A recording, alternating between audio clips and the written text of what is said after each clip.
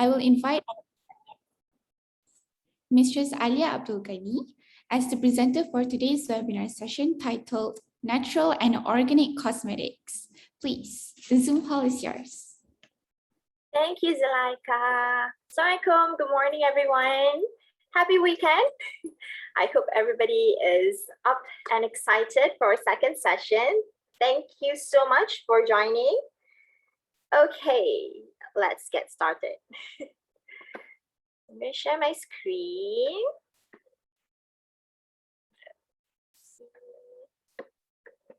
Okay. Where is it? Oops. So just give me a moment. Okay.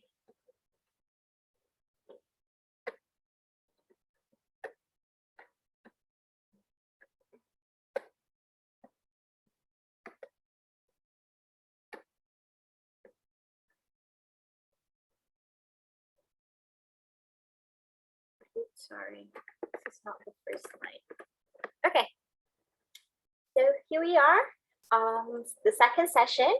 I'm not sure how many of you have attended the first session, but in the first session I've shared with you on the cosmetic world. What is it, and how much does the cosmetic industry worth, and what does cosmetic means? So I do hope there's few of the things that I've shared from the previous session that you guys can still remember. So today's topic will be more, I will share more on natural and organic cosmetic. What does it mean? And is it a two different thing? Is natural and organic have the same meaning, or it's a totally different industry altogether? Okay. So a little bit about myself, in case you forget. My name is Alia. I'm a chemistry graduate from University Malaya. I was a cosmetic chemist for an international brand. And after I resigned from the brand, I started to attend many classes, seminars, and workshops on herbs, essential oils, and also on formulation. So last year, in the year 2020, I started my own cosmetic brand under the name Asal. And this year, I started to work as head of R&D and also a chemist for a local company.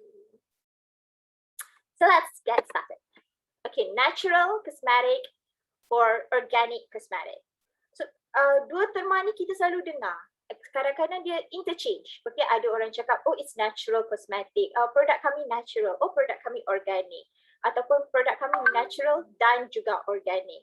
So kedua-dua terma ni kita selalu dengar dan selalu bertukar. So apa maksud sebenarnya natural cosmetic ni apa? Organic cosmetic ni pula apa? Last week, I did share with you guys what does natural means in general. But today, I'm going to introduce a new term, which is organic. And this is not, okay, this may not be a new term. Everybody are very familiar when we talk about organic. It's not just cosmetic, there's organic food. Okay, so let's take a look. Like I mentioned last week, natural is something that is when we use mineral or plant-based ingredients or any renewable resources.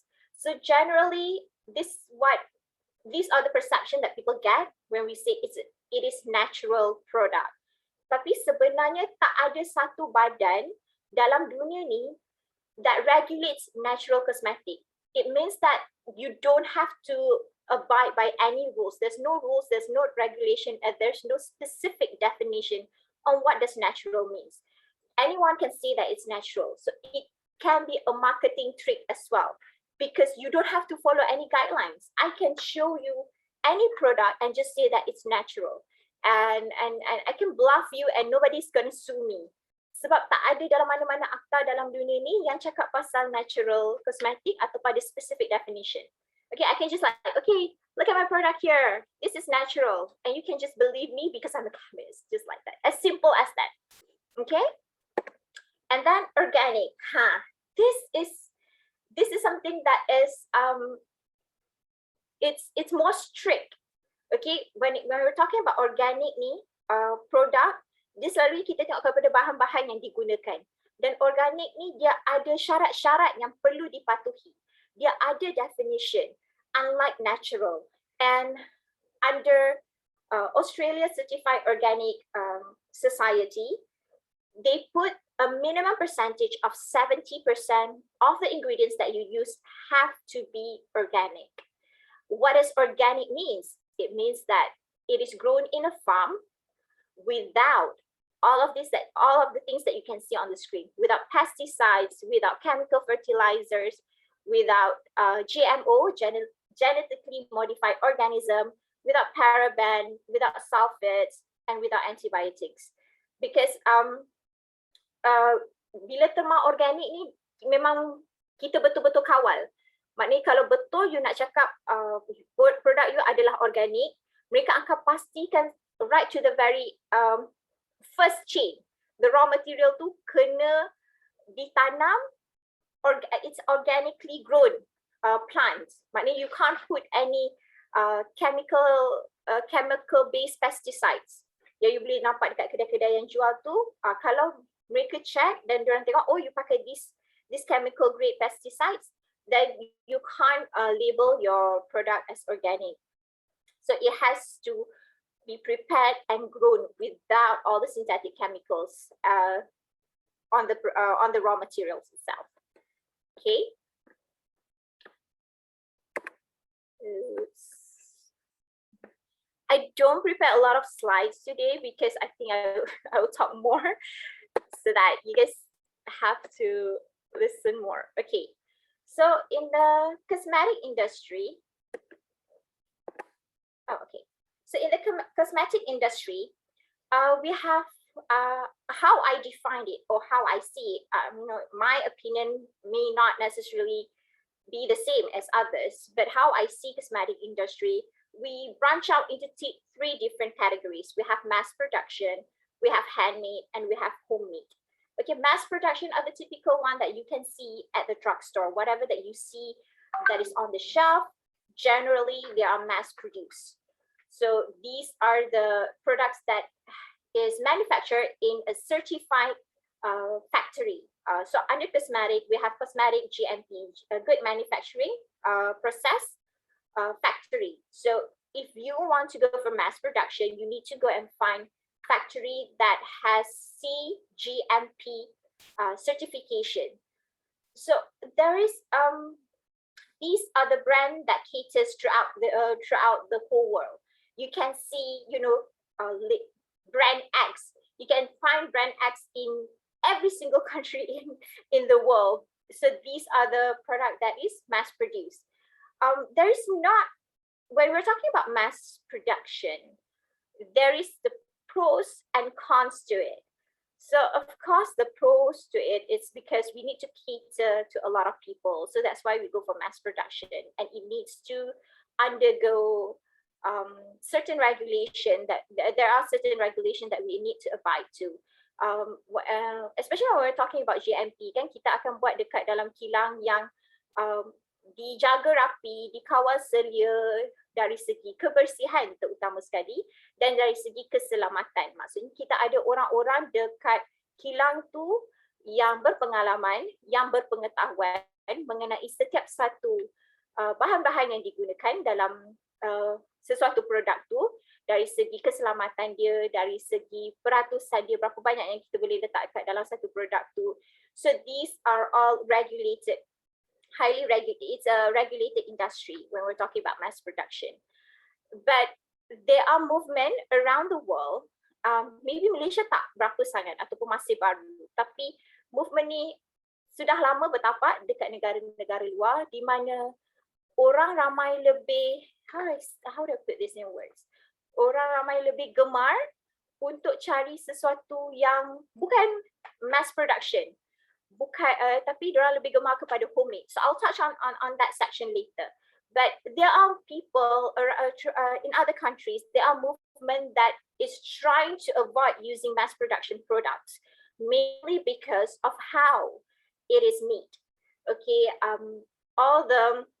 if you know, when we're talking about mass production, there are certain things there are rules that you need to follow, especially in producing the raw materials, like I've mentioned before in the previous session, where I talk about how paraben are made in factory and how the workers there are constantly exposed to all the carcinogenic ingredients when making specific ingredients. Okay, when they're producing for paraben, they are exposed to high percentage of paraben on their daily basis, and that can affect their health.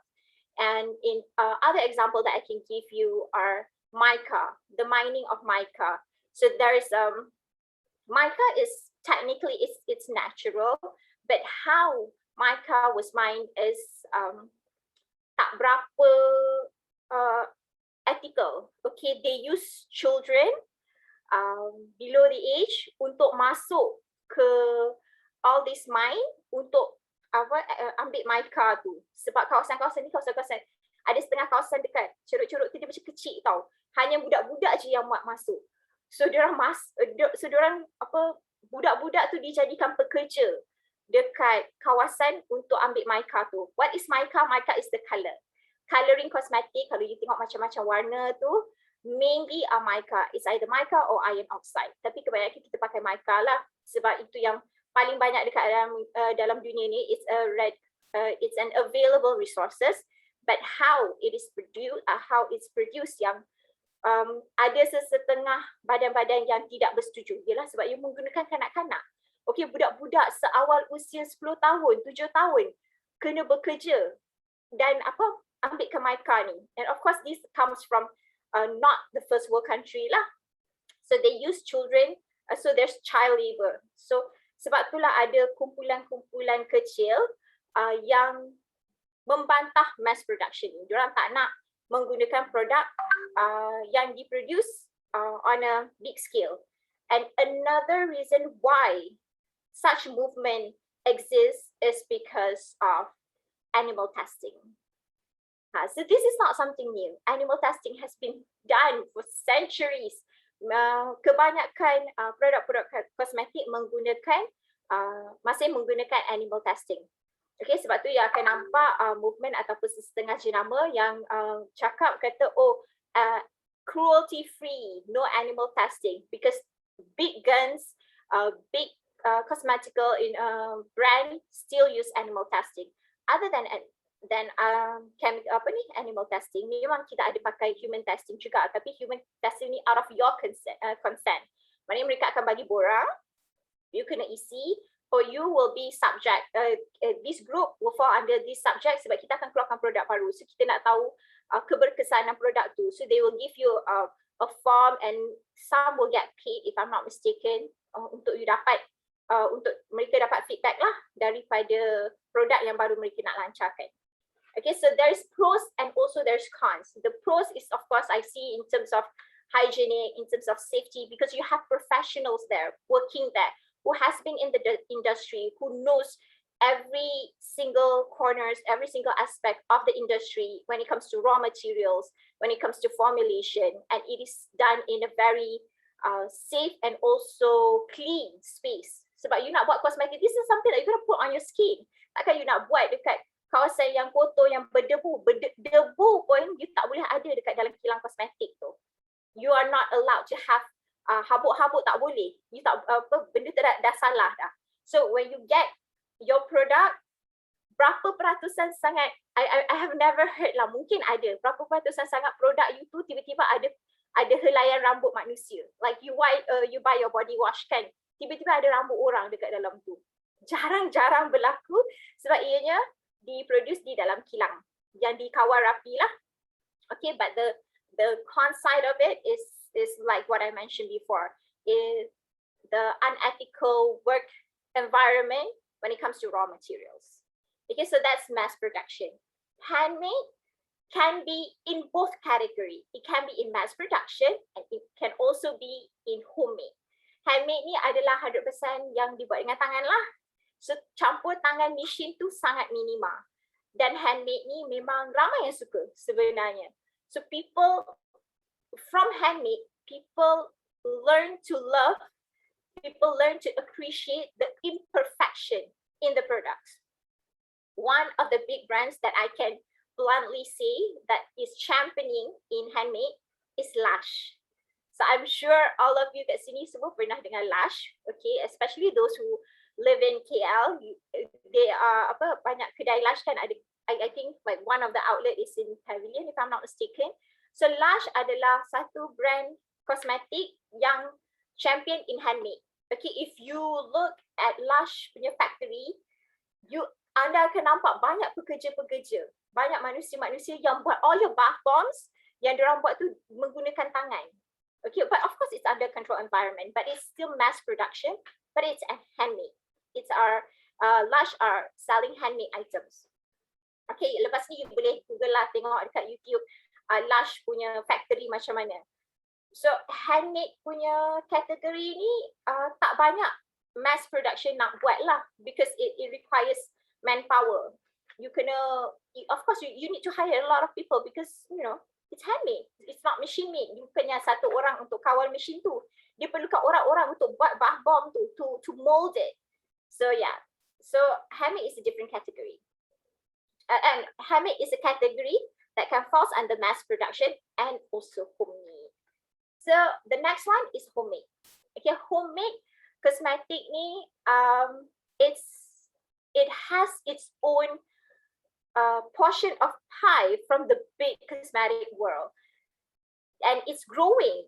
It's growing. The demand is there. Tapi di luar negara lah, okay, negara-negara luar, the demand, the movement for homemade is huge compared to Malaysia. Dekat luar negara, anyone can make soap. You know, they sell homemade cosmetic, and the demand for, because these are the people who yang dah reject mass production tu. Diorang tak nak mass production, diorang banyak membaca dan diorang nampak banyak flaws in mass production, so they prefer homemade. Homemade ni benda yang you buat in small scale. And they love the genuine apa yang ada dekat situ, the love that the homemakers are pouring into making the soap, so the artistic, the time, the effort tu berbeza sangat dengan mass production. So people feel connected. People are more confident to buy from someone that they know. So these are homemade.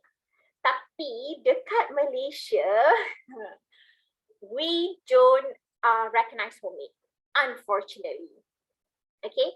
Malaysia masih tidak mengiktiraf homemade. In fact, it's sad to say, kalau anda buat homemade dan ada proses jual beli berlaku, you can get sued by the law. Anda boleh ditangkap dan didenda. This is the reality lah. As much as I don't agree with it, but that is the reality of it, and you need to follow the rules lah. Jadi homemade dekat Malaysia it's illegal. Oh. So it's not something yang you boleh buat sesuka hati. Sebab tu orang yang buat homemade ni, dia macam you are taking a huge risk lah buat homemade ni. Tapi dekat luar negara memang diiktiraf, okay?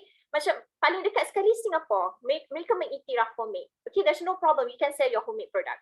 But I do understand the concern that the government have towards homemade punya products, because because anybody can make. Okay, when anybody can make, the safety is questionable. Orang akan macam, selamat ke tak ni? What if something bad happen? What if you get bad reaction? So siapa yang nak tanggung kalau if something happens to your skin? You know, the irritation tu semua, sebab because anyone can make it. Sama ada orang tu betul-betul belajar, mengikuti kursus yang dah betul-betul tahu macam mana buat sabun, ataupun orang tu just Google je. Because to be honest, tell you guys the truth, you can Google right now how to make a soup. You'll find thousands of recipes online. Banyak, beribu-ribu recipe yang you boleh buat.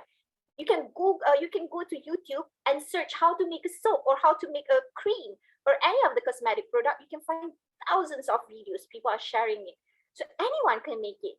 But not everybody has the knowledge and the understanding of how your skin works, of what are the reaction, what are the risks, and what are the percentage that you can use. So I do understand the concerns that the government have and why they make such thing lah. Kenapa mereka tidak mengiktiraf homemade? Sebab siapa-siapa pun boleh buat sabun. Dan homemade ni usually memang kita buat dekat rumah lah, kan? So the cleanliness dekat rumah tu pun orang akan pertikaikan juga. Is your space clean? Do you know how to sanitize properly? So benda-benda tu, it's arguable, especially because it is not regulated in Malaysia. It is not, orang tak, the awareness macam mana you nak ajar homemakers ni masih tak ada, because there's no specific body that is helping in assisting or sharing knowledge with the homemakers on how to properly make any of the cosmetic product. So, bila siapa-siapa boleh buat, tak ada regulasi.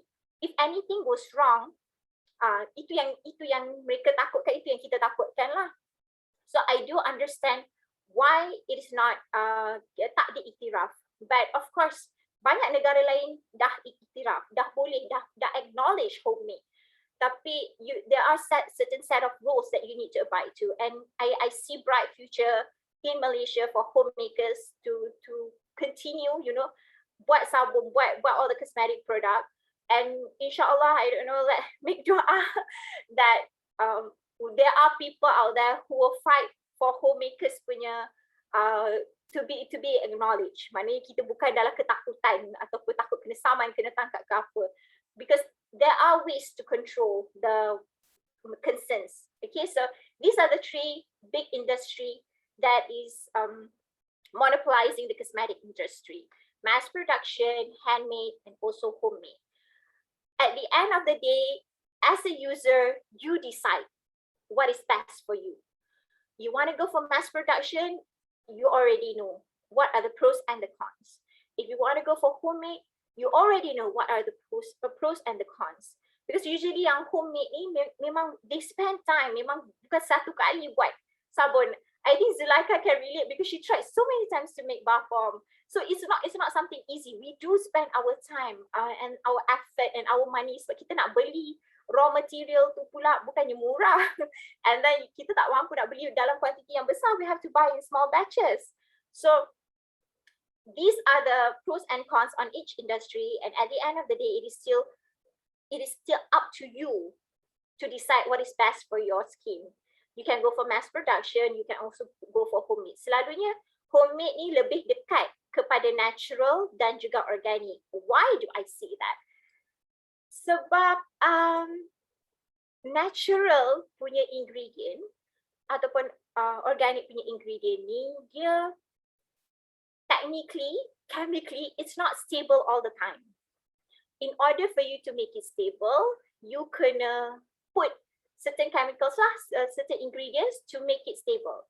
Dan on business point of view, kalau you jual produk, shelf life you hanya 3 bulan, you rugi.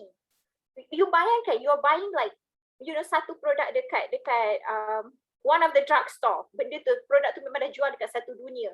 Tapi tapi expired dalam masa 3 bulan. On business point of view, it doesn't make sense. It's a loss. It's a huge loss. Kalau you produce dekat Malaysia, okay lagi. Tapi kalau you nak export, 3 bulan you nak export sampai dekat custom shipment, nak sampai dekat kedai tu, dah habis dah. Produk you dah expired dah.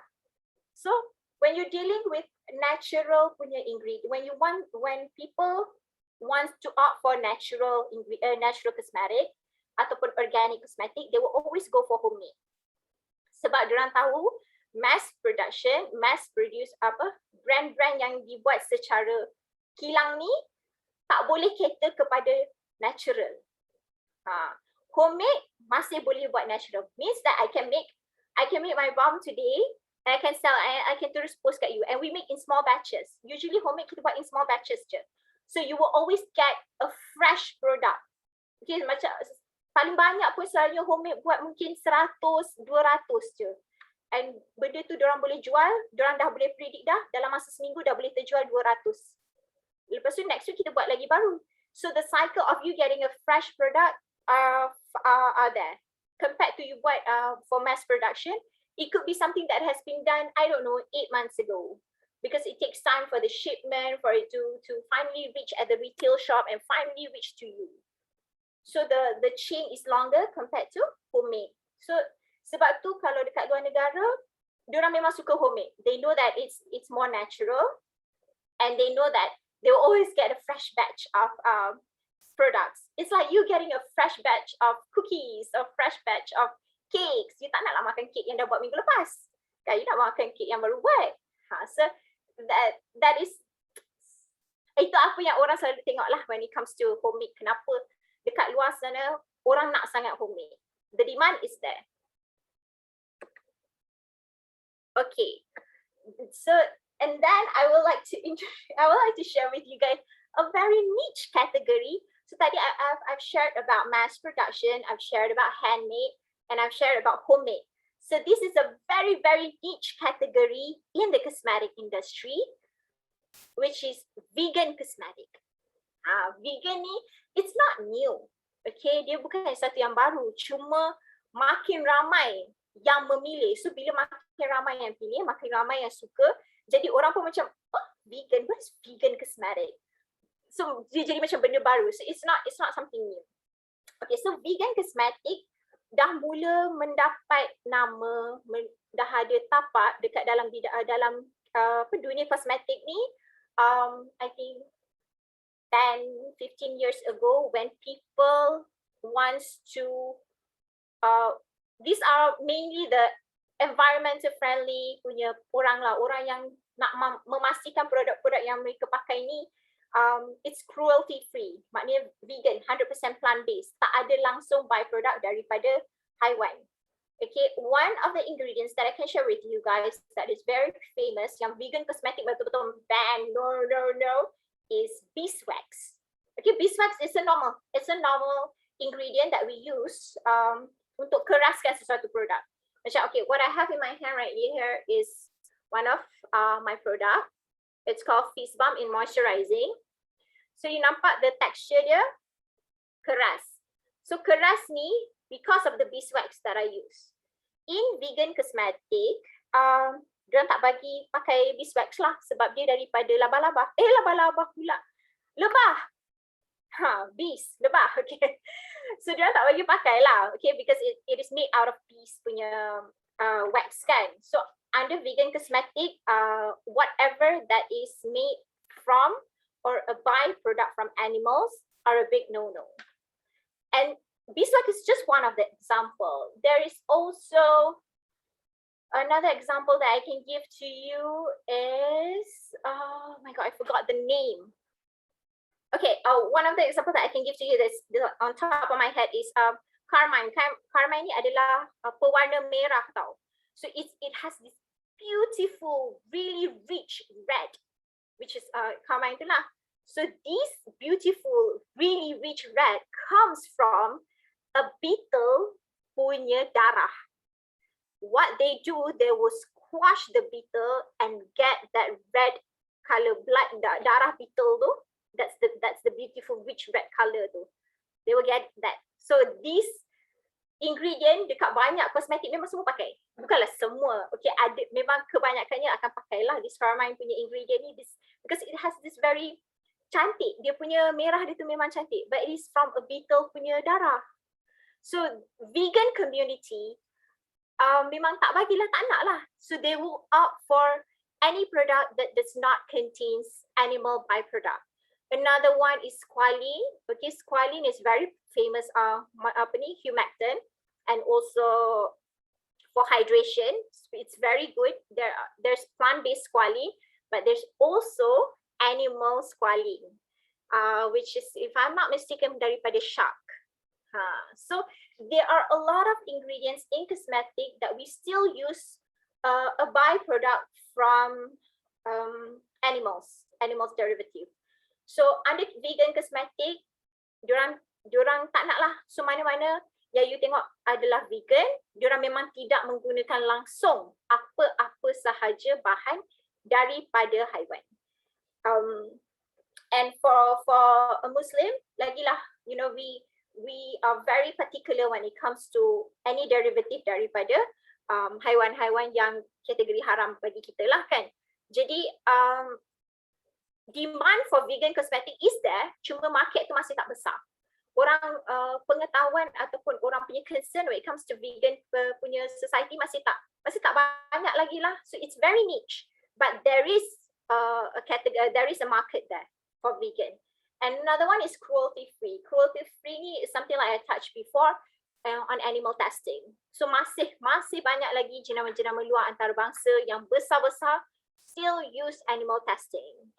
But this small group of people are totally up for cruelty free lah. Ada satu jenama yang besar juga, okay, banyak kedai dia yang you boleh tengok dekat Malaysia ataupun luar negara, start dengan huruf B. I don't want to say the name of the brand, tapi you akan pergi, kalau lepas ni you tengok, diorang memang champion in cruelty free. Diorang akan make sure dekat situ ada tulis terpampang diorang punya logo cruelty free. Okay, so that is under a very niche category lah for cosmetic. Okay, so that's generally what I would like to share on natural, organic, and the cosmetic industry, and why people are prefer mass produced brand, and why people prefer homemade, because what I want at the end of the session, every session, I will always encourage you guys to read more, to understand more your stance, your belief, and what is good for your skin. Don't take everything that I say bulat-bulat 100%. Oh, because Alia says this, blah blah blah blah blah blah. So she might be right, she might be wrong.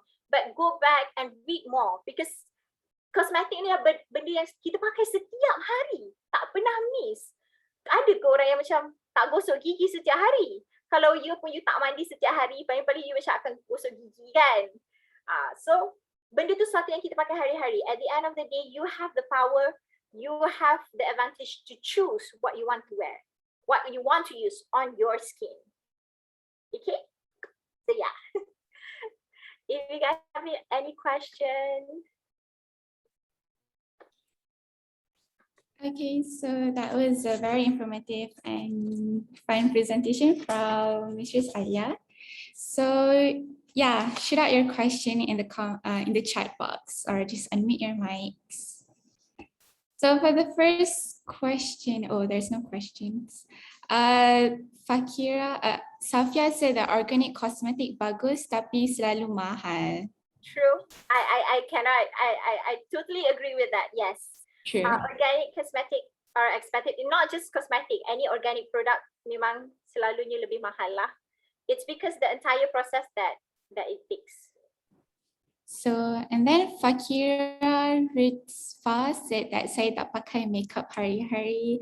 Saya tak pakai makeup pun, saya minat je. Did you attend the session last week? It's not just about makeup. Cosmetic bukan makeup je. Cosmetic is everything. Mandi tak hari-hari? Gosok gigi tak hari-hari? So, I have a question. You know that kedai, Bath and Body Works, is it? No, it's Body Shop. Yeah. The Body Shop. That shop, semua organic products, is it? Like they sell more to like organic and natural products, is it? Body Shop, I'm not sure whether they are organic or not, but they are definitely not 100% natural. But they are cruelty free. So tadi I sebutkan, there's one brand yang you pergi mana-mana you akan nampak. So Body Shop is the brand yang they are very particular. So they are cruelty free lah. They don't test on animals. And I think one thing that I forgot to share just now when it comes to organic, sebenarnya under the Australian punya organization, okay, you need to have at least 70% of your product to be organic, to be called, or to get the organic chop. Okay, you don't have to go full-fledged 100% because of the concern macam yang I cakap tadi lah, usually kalau 100% organic ni, if it's mass-produced, the shelf life would be lower. Okay, the product punya tahan tu mungkin dalam 3 bulan, 6 bulan, so it's not convenient for business. So apa yang so diorang ada buat kelonggaran sikit lah dekat situ. So sesuatu produk yang you nampak chop organic tu, dia tak semestinya 100%. Paling rendah 70%, 70%, and it could go up to 95%, but that is it. You have a 5% buffer, we call it buffer lah, for you to put any other products, any other ingredients that is not organic. Then you can get the organic chop. But for natural, tak ada. Macam anyone can say that their products are natural. Nobody's going to sue you. Nobody's going to say anything. Nobody's going to check on it. So even if I only put like 1% or only one item that is natural, I just put contoh argan oil. Tapi yang lain tu semua bukan natural ingredients. I can still say my product is natural and nobody gonna come and sue me. All right, faham. So anyone else have questions? From Sabrina, can you give me some examples of natural products that can be used to overcome facial acne? Oh, kalau macam produk, specific product, like I always say, sebenarnya there's no one product that does wonders to every single human being punya skin. What works for me might not work for you. What works for you might not work for me. So kalau Aisyah kata, oh, you go and try this product, kan? Tiba-tiba macam you break out lagi terus you marah. But what I'm going to share, what I'll be sharing in the next session, bagi snippet sikit. So next session you guys kena dengar. What I'll be sharing for the next session is how to choose the best product for you.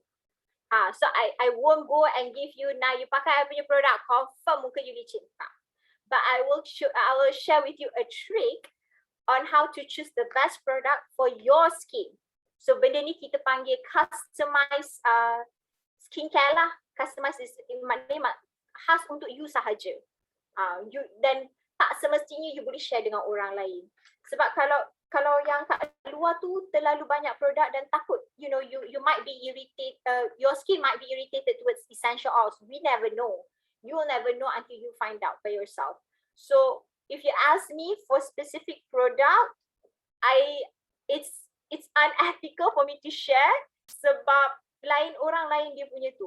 Bukan saja kulit you berbeza, lifestyle you pun berbeza. So what I'll be sharing on the next session is how to choose the best product from you. A little guidelines lah. I'm not gonna, I tak boleh nak ajar A to Z kan because of the kekangan masa. But I do hope in the next session what I share can be a guideline for you to choose the best product for your skin. True. Everyone's skin is different.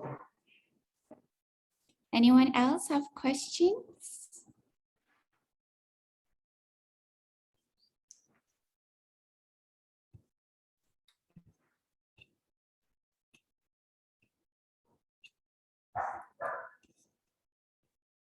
No question? So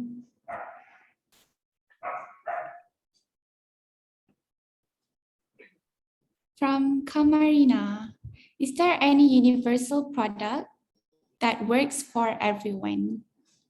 There is none. Tak ada. I mean like majority, you can go for majority, yes, but for everyone, tak ada. I think that's the beauty of how God created us. You are not duplicated. You tak boleh duplicate. Whatever, macam you memang khas untuk you sahaja. Tapi majority, yes, ada. Even in pharmaceutical pun, sebenarnya what we are doing, we are going for majority. Tapi tak semua orang yang boleh ambil paracetamol. Ada setengah orang yang ambil paracetamol, dia jadi pening, dia jadi bertambah sakit.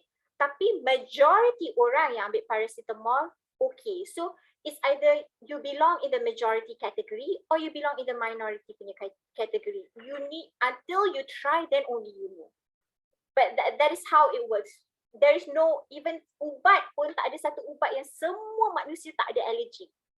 Mesti ada satu orang yang tak sesuai dengan ubat tu. The same thing goes to cosmetic product.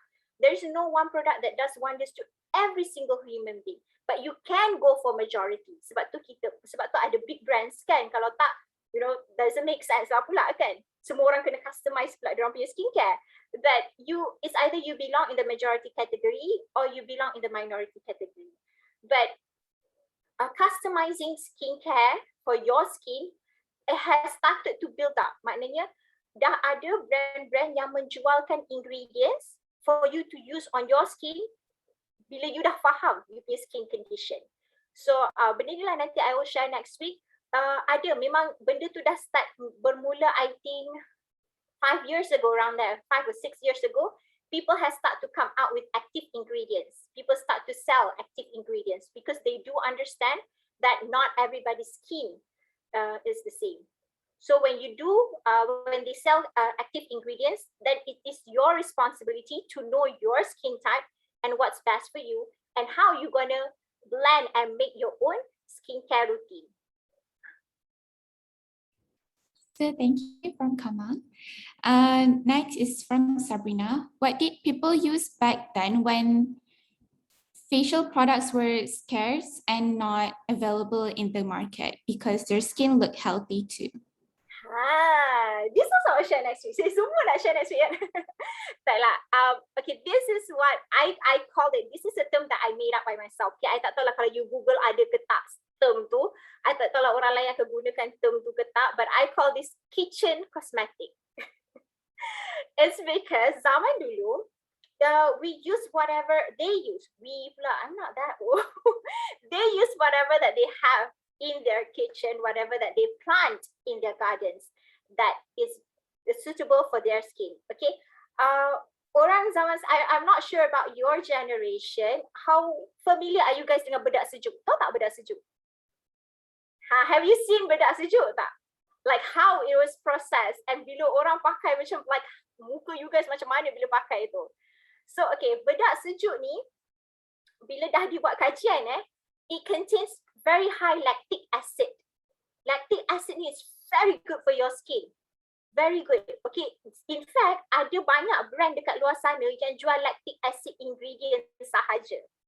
But orang dulu, diorang pakai bedak sejuk every single day. Walaupun macam tepung gomak, macam kadang-kadang orang pun takut macam apa putih melepak ni kan. It's very messy. But their skin, Masya Allah, memang lembut. So it contains very high lactic acid and it's just good enough for your skin. Maksudnya it doesn't irritate. Walaupun dekat luar sana ada jual lactic acid tu and you can apply on your skin, tapi kadang-kadang because that lactic acid sahaja you need to combine with other things. But the chemical ingredients, chemical compound in bedak sejuk tu, dia punya balance tu, Masya Allah memang dah, it's well blended, well balanced for your skin. So sebenarnya banyak. Even if you look back, you look back at the history of Cleopatra and how she takes care of her skin, apa yang dia buat, janganlah ambil benda-benda yang, whatever yang pakai blood ke apa semua tu, janganlah. Ambil the good side, like she use honey, she use goat's milk. So benda-benda tu ada. So I categorize that under kitchen cosmetic. I call it kitchen cosmetic lah. Orang lain tak adalah panggil kitchen cosmetic, but I find it very catchy lah. Okay, so ada. Orang dulu memang, and then daun inai, very good for your hair. I will share more on plants and plants lah on next week lah maybe. Plants that you can use on your face. Tapi you jangan pula semua, ada setengah, you akan nampak lah resipi, pakai lemon dekat muka. Dia bukan sembarangan you boleh pakai lemon kat muka, nanti irritate your skin. Or cinnamon, cinnamon is very famous. So I'll share with you my story on using cinnamon next week. I did that to my skin. I sendiri pakai cinnamon tu, but I'll share with you guys next week on the cinnamon part. So the kitchen cosmetic tu ada bahan dekat dapur ataupun yang ditanam dekat keliling rumah yang anda boleh gunakan untuk kulit anda, which is something yang orang dulu buat. Okay, it's not new. It's not a newly found scientific expert. It's something that memang orang dulu dah pakai dah. So next question is from Safia. Kalau orang dulu pakai apa? No, I think dah jawab ke tadi. Yeah, a lot. So next is it okay to use whitening creams or any whitening products for a long period of time? Is it true that they will have negative effects to our skin? It depends on what other ingredients yang produk tu guna for whitening agent. Synthetic ingredient ada banyak. Okay, we have few synthetic ingredients that we use as a whitening agent. And then we do have a natural punya option for whitening juga. We have one of it is kojic acid.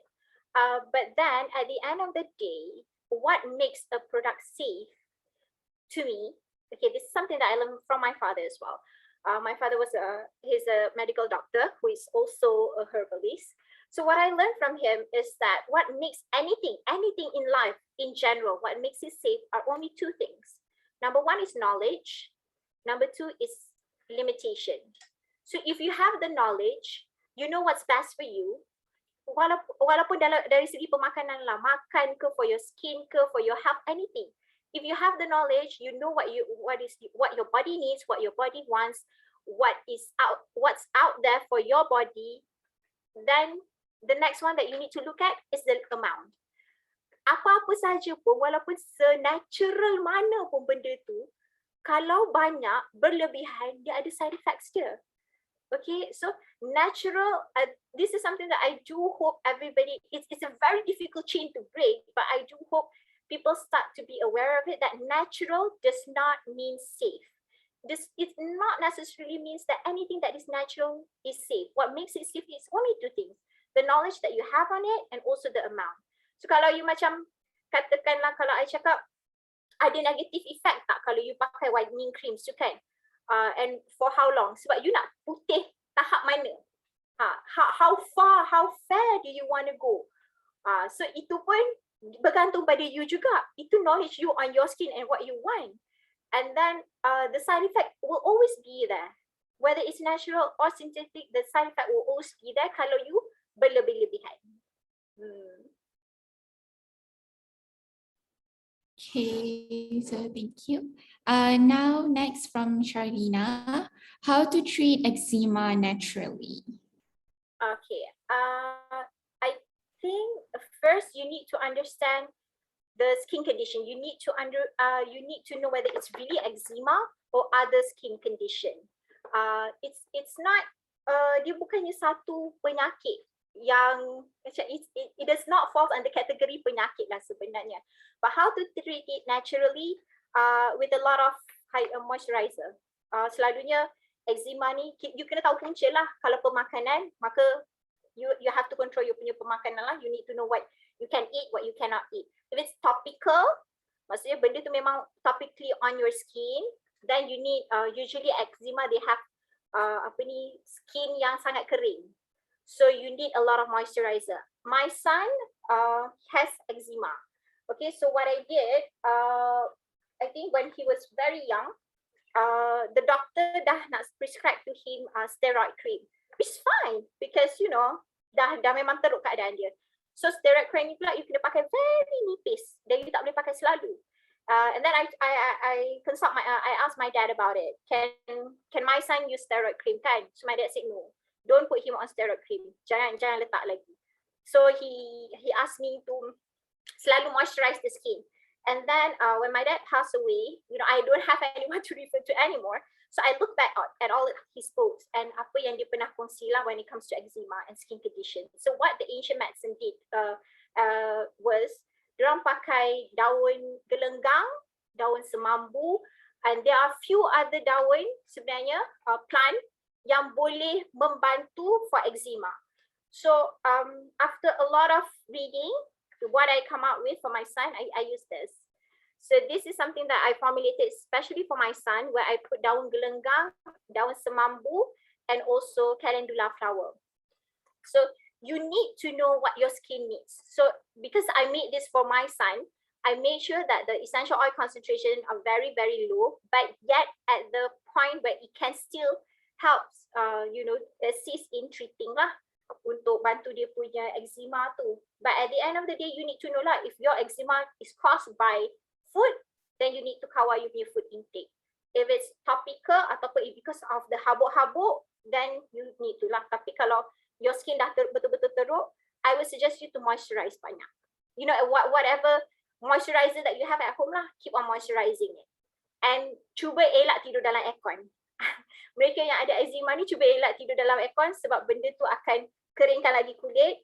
Dan kedua, pilih sabun yang not too aggressive.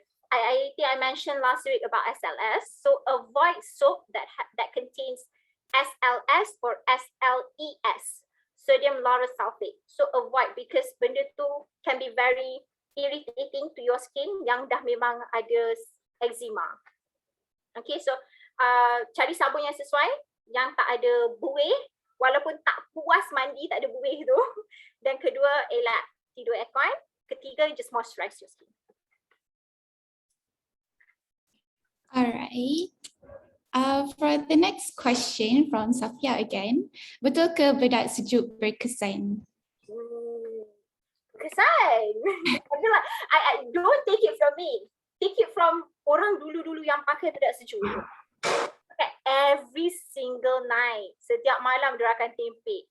Dan kulit diorang sihat. What we want is a healthy skin. Your skin needs to break out. Sekali-sekala kena ada jerawat juga. Kalau tak ada jerawat tu macam alien je kan. Tak pernah ada jerawat ni, tipu ni.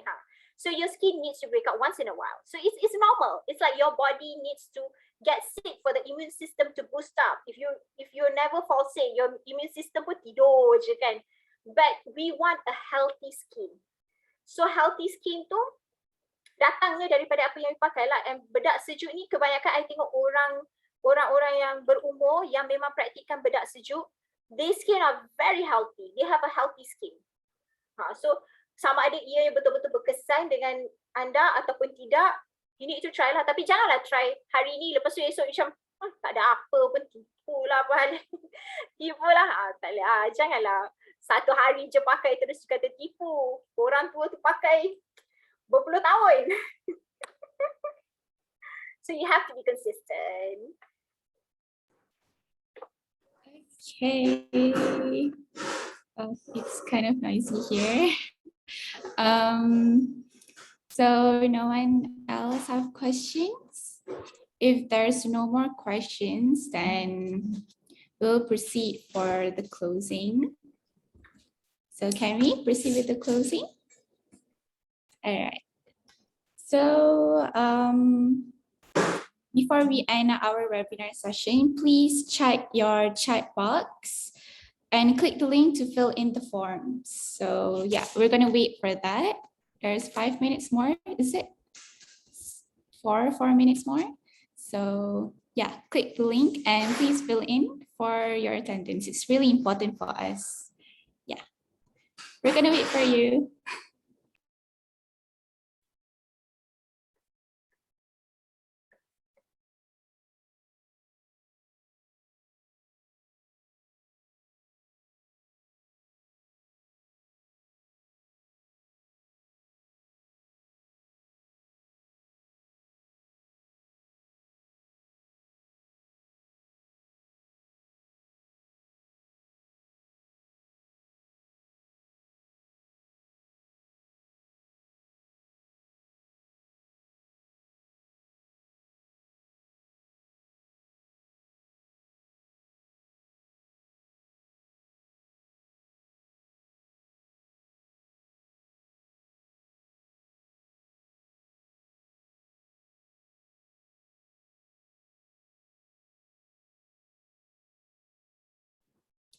Okay, so there's 2 minutes more. But for those yang tak sempat nak isi the Google form, you can visit to our Instagram at Organic Life. We will paste the link at our bio, so you can fill in there. So I think we can end our session. So there will be one more session, which is the third session with the same chemist, but different topic. And there's a bit of sneak peek that she gave just now. Like you're gonna know more about your skin, like what's best for your skin. So please join that third session. We will release the date in our Instagram account. So thank you again, everyone, for attending today's webinar session, even though it's not as much as before the first session. Thank you. I think that is all for today. Assalamualaikum. And thank you, Mrs. Alia, thank you so much for today. Thank you, everyone. You can leave now. Bye-bye. Assalamualaikum.